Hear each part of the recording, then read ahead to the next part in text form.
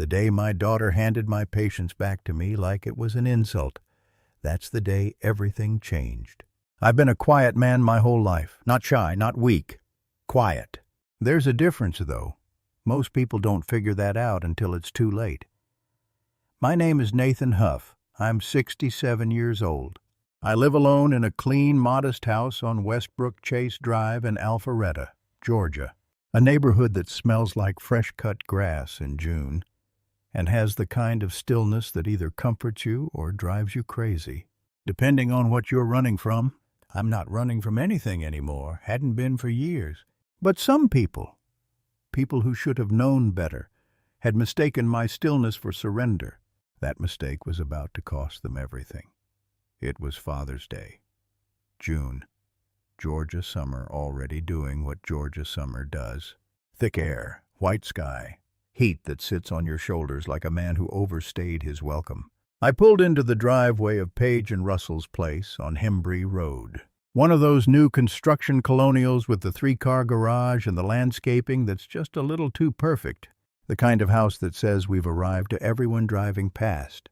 I helped pay for that landscaping. Not that anyone mentioned it anymore. I grabbed the gift bag from the passenger seat, a leather journal for Paige, the good kind, from that little shop on Milton Avenue she used to love, and walked to the front door. Paige opened it before I could knock. "Dad?" She smiled, but it was the careful kind, the managed kind, the kind she'd been giving me for about 2 years now. "Hey, sweetheart." I hugged her. She smelled like the expensive perfume Russell liked, not the one she used to wear. Russell appeared behind her like he'd been staged there, charcoal linen shirt, sleeves rolled to the elbow. That smile, the one that never quite reached his eyes. "Nathan." He extended his hand. Firm grip, always too firm, like he was reminding me of something. "Russell." I shook it, same as always. Dinner was set in their formal dining room, the one they used maybe 4 times a year. Crown molding, pendant lights, the whole performance. Paige had made my favorite. I noticed that. I noticed everything. We were 20 minutes in before Russell started. He had a way of doing it, easing into his own importance, like a man lowering himself into a hot bath. Slow, deliberate, savory in every degree. "So, I don't know if Paige told you," he said, cutting his meat with surgical precision. "But we're in the final stages of securing a contract with the Alpharetta Fulton Development Board." "She mentioned something," I said. "It's significant. Nathan, I mean." He paused like he was being modest. The Russell Boyd had never been modest a day in his life. "We're talking about the North Point Corridor project, mixed-use development, 42 acres. The kind of deal that puts you on the map permanently." Paige beamed at him. That beam, the one she used to give me when she made honor roll. Don't go there, Nathan." "That's a big contract," I said evenly. "How'd you get in front of the board?" Something moved behind his eyes, quick, like a fish darting under still water. "Connections," he said smoothly. "You spend enough years building relationships in this industry. Doors open, connections." I picked up my fork, took a bite, chewed slowly. I knew exactly which door had opened and whose name was on it. "Welcome to Dad's Raw Revenge. Hit that like button. Drop a comment below letting me know where you're watching from. This story is going to take you somewhere. Here's what I hadn't told anyone yet. 3 weeks earlier, I'd gotten a call from an old colleague, Glenn Tate, a man I'd worked alongside for over 20 years in commercial property consulting before I retired. Glenn called because he'd seen my name on a project prospectus that had crossed his desk. My name, listed as a professional reference and strategic advisor for a company called Boyd Premier Development, LLC. I had never agreed to that. I had never even been asked. Glenn being Glenn. Thought I'd simply forgotten to mention it. He called to congratulate me. I thanked him, hung up. And then I sat in my kitchen on Westbrook Chase Drive for about 15 minutes, doing nothing but breathing. He used my name without asking, without a single conversation. I had spent 34 years building a professional reputation in North Atlanta's commercial real estate consulting world. My word meant something to people on the Fulton County Development Board. It meant something to men like Glenn Tate. That reputation wasn't luck. It was decades of showing up, telling the truth, and never cutting corners. And Russell had folded it up like a napkin and stuffed it in his pocket. I didn't call him, I didn't call Paige. I made a decision quietly, the way I make all my important decisions. And I waited for Father's Day. I reached down beside my chair and pulled a folded document from my jacket pocket. "Russell," I said, keeping my voice level, "I need to talk to you about something." He looked at the papers. His jaw tightened just slightly. Paige glanced between us. "What is that?" she asked. "It's a copy of the Boyd Premier Development Prospectus submitted to the Alpharetta Fulton Development Board." I unfolded it slowly, smoothed it on the table, specifically the section listing professional references and strategic advisors. I turned it so Russell could read it. "My name is on page 4, paragraph 2. Silence. The kind of silence that has weight. "Dad, what—" "I never authorized this," I said, still calm, still even. "Russell never asked me, never mentioned the project. I found out because Glenn Tate called to congratulate me on something I had no idea I was a part of." Russell set down his fork. "Nathan, look! It's more complicated than—" "I'm not finished." First time I'd ever said that at this table. "I want my name removed from every document, every filing, every version of that prospectus submitted to the board today, Monday at the latest." Russell leaned back, did a slow exhale through his nose, that thing he did when he was recalibrating, buying time. Then he looked at Paige, and that's when it shifted. I watched it happen in real time, watched him make the calculation, watched him choose his weapon. "Paige," he said, his voice going soft, "injured. Your father is trying to pull my name from the biggest opportunity of our lives on Father's Day." He let that land. "I don't know what I did to make him hate our success this much, but that is not what's happening." I started. "Russell worked for 2 years on this deal," Paige said, her voice rising. 2 years dead. And you're going to walk in here today on Father's Day and blow it up. He used my name without permission. Paige. That's fraud." "It's a reference." "It is not a reference if I never gave it." She stood up. "Oh, here we go." Paige had her mother's eyes when she was angry. Wide, certain, terrifying in the way only someone who loves you can be terrifying. "You want to do this?" Her voice was shaking.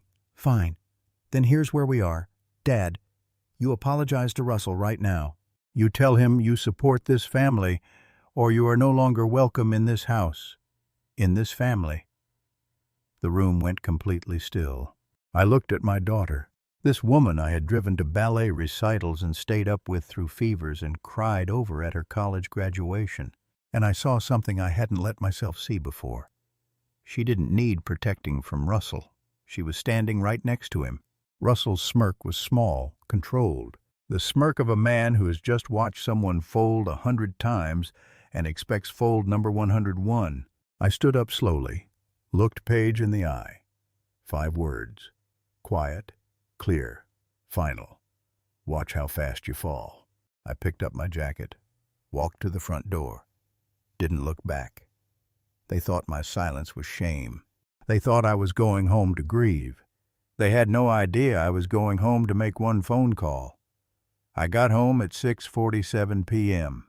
I know the exact time because I looked at the clock above my kitchen sink the moment I walked in. The way you do when something significant has just ended and your brain wants to timestamp it. The evening light was coming through the window at that low golden angle that makes everything in a kitchen look peaceful. Whether it is or not, it was not. I set my keys on the counter, sat down at the kitchen table, didn't turn on the television, didn't call anyone. Just sat there in the quiet of my house on Westbrook Chase Drive and let the last 2 hours settle over me like dust after a collapse. 67 years old. I had raised that girl, driven her to school in the dark on winter mornings, sat outside emergency rooms, missed sleep, missed meals, swallowed my pride on more occasions than I could count because the alternative, Losing her the way I almost lost her after the divorce was something I couldn't stomach. And she stood across the dinner table and told me I was no longer welcome in her family, with her husband smirking behind her like he just won a hand of cards. I sat there for a long time, maybe 40 minutes, maybe more, and somewhere in that stillness, something that had been wound tight inside me for years just released. Not snapped, not exploded, released. Like a man finally setting down a load he'd been carrying so long he'd forgotten it wasn't part of his body. I was done holding up the sky. I slept better that night than I had in 3 years. That part still surprises me when I think about it. Most people would have tossed and turned, replaying the dinner, rehearsing arguments, drafting the text they'd never send. Not me. I was out by 9:30 and up at 5:15 the way I always am. Coffee on before the sun. Birds outside already doing their thing like nothing had happened. Because for me, nothing needed to happen yet. Sunday passed quietly. I read on the back porch, watered the garden, called my old friend Glenn Tate. Not about the prospectus. Just to check in, just to confirm something about his schedule for Monday. Glenn asked if everything was all right. Everything's fine, I told him. Better than fine. Actually, he laughed. Nathan Huff, you sound like a man who just made a decision. I did, I said. About 3 years too late. Monday morning, June. The Georgia heat already climbing by 8 a.m., the kind that makes the asphalt on North Point Parkway shimmer by mid-morning. I dressed the way I used to dress when I was still working. Pressed shirt, good trousers, leather shoes. Not because I was going anywhere, but because some phone calls deserved to be made standing up straight. I had one call to make. Just one. His name was Walter Cobb, 71 years old, chairman of the Alpharetta Fulton Development Board, and a man I had known since 1991, when we both served on a commercial zoning advisory panel for North Fulton County. We'd had lunch maybe twice a year for the better part of 3 decades. He'd attended my retirement dinner, visited when my mother passed. Walter Cobb was the kind of man who had spent 50 years in Georgia development circles and had never once had his integrity questioned, which meant he valued integrity the way some men value money, personally and without apology. I dialed his direct line at 8:45. He picked up on the second ring. Nathan. Warm. Genuine. Don't tell me you're finally coming out of retirement. Not quite, I said. Walter, I need about 10 minutes, and I need you to hear me clearly, because what I'm about to tell you is something I should have said the moment I found out. A pause. When Walter spoke again, the warmth was still there, but underneath it was something else. Attention. The focused, serious kind. Go ahead. I told him everything. Calmly, sequentially, no editorializing, no emotion, no drama. I told him that my name appeared on the Boyd Premier Development Prospectus as a professional reference and strategic advisor. I told him I had never been approached, never consulted, never asked for permission. I told him I had zero professional association with Russell Boyd, zero knowledge of his business practices, and that my name had been used without my consent to gain access to a multi-million-dollar public development contract. Then I said the part that mattered most. Walter, I've known you 30 years. My name means something or it doesn't, and I will not let it be borrowed by someone I cannot vouch for to open doors I never agreed to open. Silence on the line. Not the uncomfortable kind, the processing kind. Nathan, Walter finally said, and his voice had gone very quiet, very measured.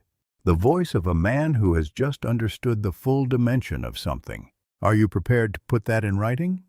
I'll have a signed statement to your office by noon. All right? Another pause.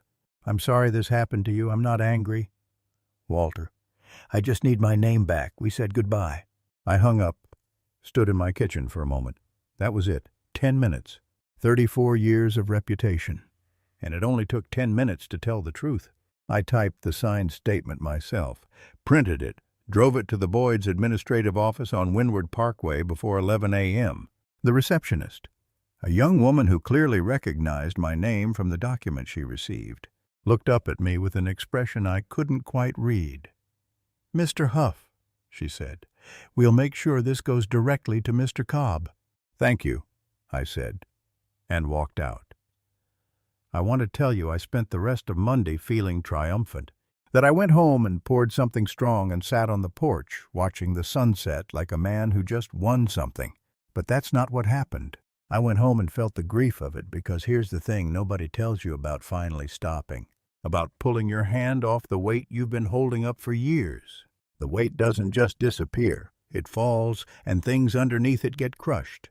And one of those things was the image I'd carried for 22 years of my daughter and me being okay. Of us making it through the divorce, through her teenage years, through everything, and coming out the other side with something real between us. I sat at the kitchen table and thought about the 7-year-old girl who used to fall asleep in the car on the way back from my place, and how I'd carry her inside so she wouldn't wake up.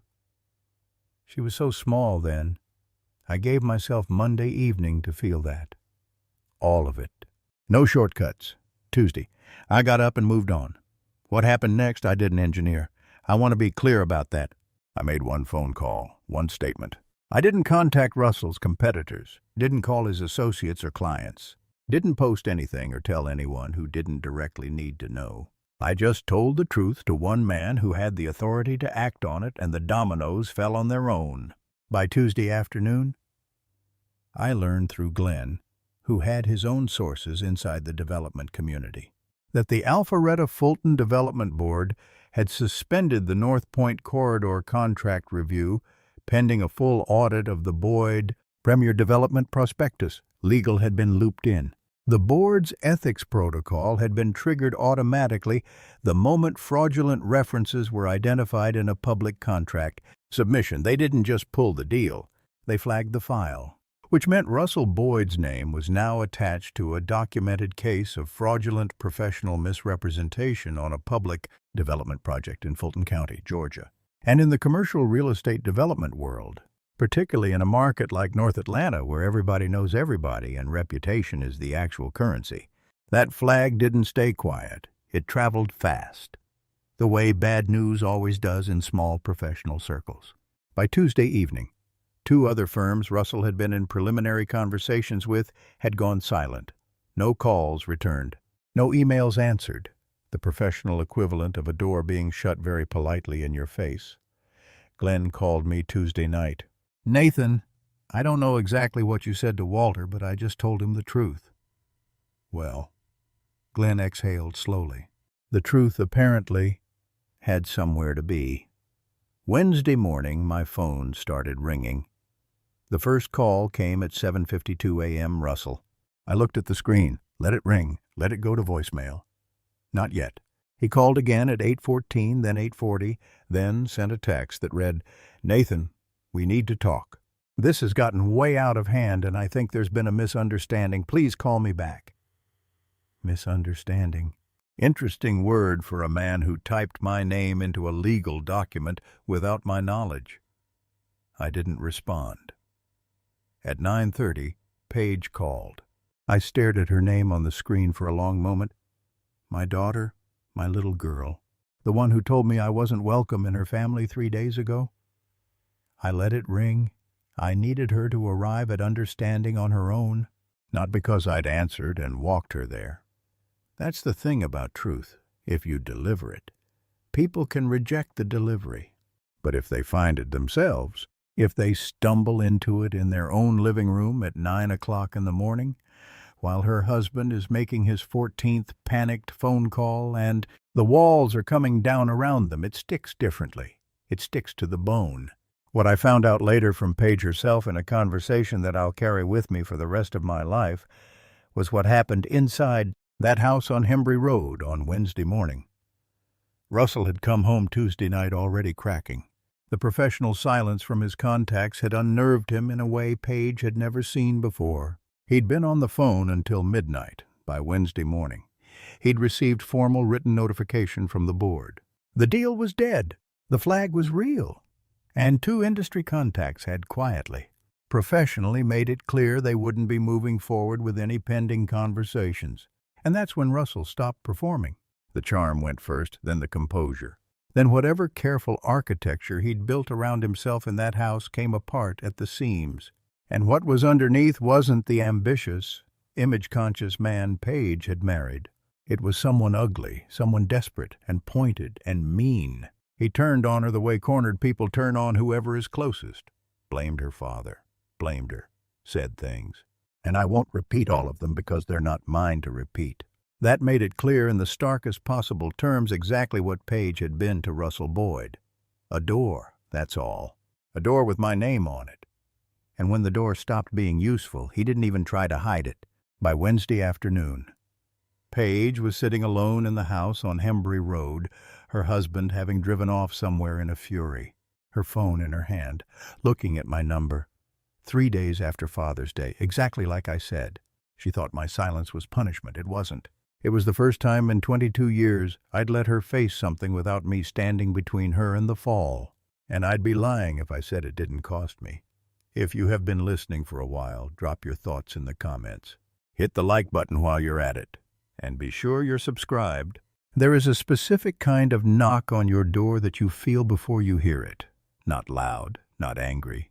Desperate. I was in the backyard when it happened, Wednesday afternoon, just past 3 o'clock. I'd been pulling weeds from the garden bed along the back fence, the kind of slow, mindless work that keeps your hands busy while your mind does what it needs to do. The Georgia heat had softened slightly, that brief, merciful window between afternoon and evening when the air almost feels forgiving. My phone had been face down on the patio table since noon. I wasn't hiding, I just wasn't available. There's a difference, though. Most people confuse the two. I heard the knock from the backyard 3 times, careful, almost apologetic. I knew who it was before I reached the door. I pulled off my garden gloves, walked through the house slowly, looked through the side light window beside the front door. Paige. She was standing on my porch on Westbrook Chase Drive in a wrinkled linen blouse, the pale yellow one she'd had for years. The one she wore when she wasn't trying to impress anyone. Her hair wasn't done. No, Clear's throat makeup, red around the eyes in a way that told me she hadn't just cried recently. She'd been crying for hours. 29 years old, and she looked like she was 7 again, standing outside my apartment door the first weekend after the divorce. Backpack on, stuffed rabbit under her arm, trying to be brave. I opened the door. She looked at me. Her chin trembled once. Then she locked it down. "Dad?" Her voice was barely holding together. "Can I come in?" I stepped aside. She sat at my kitchen table. The same table where I'd made the decision, where I'd sat in the stillness of Sunday evening and felt everything rearrange inside me. I put the kettle on without asking. Paige always drank tea when something was wrong, had since she was 12. She didn't speak right away, just sat there with her hands folded on the table, staring at them like they belonged to someone else. I set the mug in front of her, sat down across from her and waited. "He's not." She started, stopped. "Russell is not who I—" She pressed her lips together. "I don't know how to say this. Take your time." He screamed at me. "Dad!" Her eyes came up, raw, unguarded, not raised his voice, screamed like I was nothing, like I was the reason everything fell apart. She laughed, but it had no humor in it. Like I was supposed to apologize because his fraud got discovered. I kept my face steady. "Don't rush this. Let her land," he said. She paused and something moved across her face. Shame, I think, mixed with the particular horror of a truth arriving too late. He said the only reason he ever needed me involved was because of your name, your connections. That without your reputation attached to his pitch, the board would have never taken the meeting. She looked at me. He said it like it was my fault for not delivering you properly.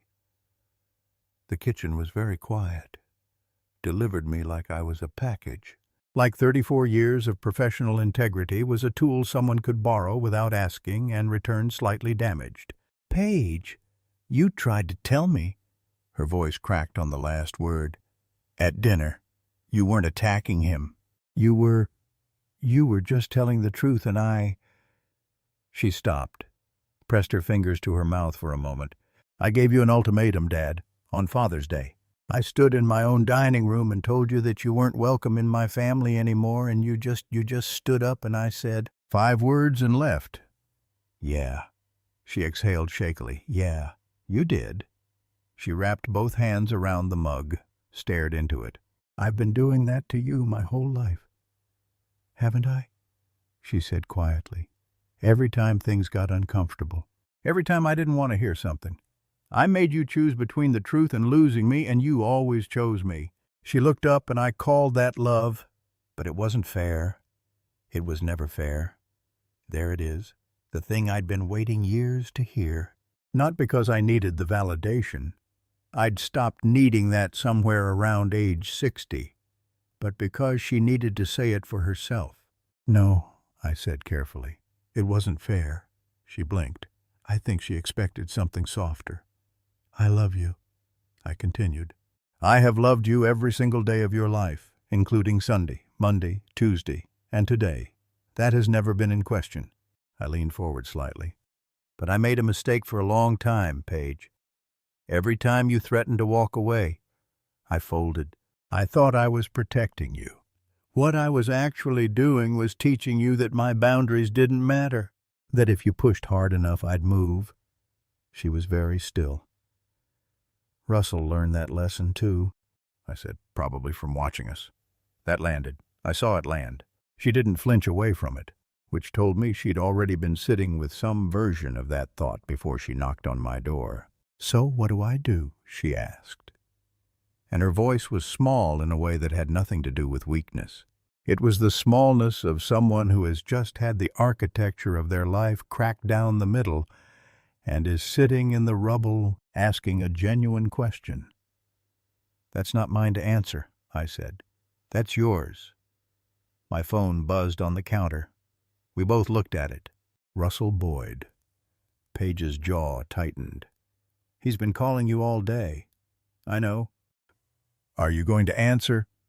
I looked at the screen until it stopped buzzing. No. She almost smiled. Almost. 3 minutes later, a voicemail notification appeared. I didn't move to play it, but Paige looked at the phone and said very quietly, He called me 40 times between last night and this morning. The last one. He wasn't asking me anything anymore. He was just talking, telling me how much he'd sacrificed, how everyone was against him, how I owed him loyalty. She shook her head slowly. I'd heard him sell himself before, never watched him beg. It's very different. People show you who they are, I said, when the performance gets too expensive to maintain. She looked at me across the table. My daughter, 29 years old, sitting in the same chair she used to sit in as a teenager when she'd come over for weekends, and we'd eat cereal for dinner and watch old movies because neither of us felt like trying too hard. I'm sorry, Dad. Not performed, not managed, just real, plain. The way an apology sounds when it actually costs something. I'm so sorry for what I said at dinner and for everything before it. I reached across the table and put my hand over hers. I know. We stayed like that for a moment. Then I stood up and refilled the kettle. Russell called twice more that evening. The second time he left a voicemail that was 3 minutes and 40 seconds long. I know because I eventually played it once, alone, after Paige had gone. He started with justifications, moved through explanations, arrived somewhere in the middle at something that resembled an apology, though it was the kind of apology that's really just a well-dressed request. He needed me to call Walter Cobb, needed me to clarify the situation, needed me to explain that there'd been a miscommunication, and that Russell Boyd was a man of integrity who'd simply moved too fast in his eagerness. 3 minutes and 40 seconds. A man of integrity from a voicemail left by someone who forged professional references on a public contract submission. I deleted it. I've thought a lot about what mercy looks like at 67, when you're young.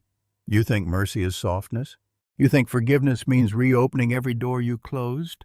You think love means absorbing whatever someone throws at you and coming back smiling?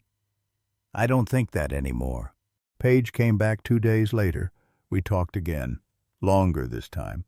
Harder in some places. She'd spoken to an attorney. She was asking the right questions, making the hard decisions. And she was doing it without asking me to carry it for her. That was the thing that told me she was going to be all right. I told her she could call me any time for anything real. What I didn't tell her, what I didn't need to say out loud, was that the door she thought she'd closed on Father's Day had never actually locked because I'm her father. That part doesn't negotiate. But the version of me that folded every time she pushed. That man retired on a Sunday evening in June, somewhere between the dinner and the drive home. Russell Boyd called one final time on Thursday morning, 7 a.m., before I'd even finished my first cup of coffee. I looked at the screen, sent it to voicemail, made my eggs, watched the birds in the backyard, read the paper. Some men beg loudly, I thought, because they spent their whole lives mistaking silence for weakness. They never understand, right up until the end, that the quiet ones are the ones who knew exactly what they were holding the entire time. If you enjoyed this story, hit that like button, subscribe, and drop a comment below. Let me know where you're watching from. I will see you on the next one.